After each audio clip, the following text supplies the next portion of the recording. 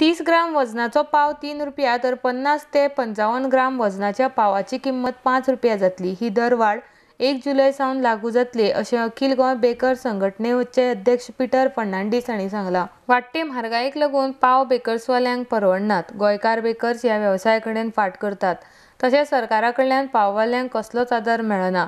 पावाचो वेवसाय धोक्यांत आयला, ताका लागून दरवाडीचो निर्णय घेतला अशें बेकर्स असोसिएशनाचें म्हणणें आसा। भायल्या राज्यांतले बेकर्स वेवसायीक गोंयांत कमी किंमतीत पाव विक्री करतात, ताचे खातीर स्थानीक वेवसाय अडचणीत आयल्या। परराज्यांतले वेवसायिकांचे बारीक पाव लोक घेतात, मात गोंयकार पदेरान तयार केल्लो आनी आरोग्याक हानिकारक नाशिल्ले पाव लोक घेनात अशी चिंताय पाववाल्यांनी उक्तायल्या।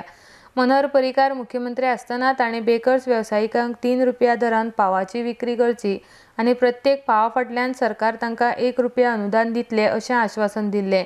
मात आज मेरेन ही येवजण सरकारान लागू केल्ली ना।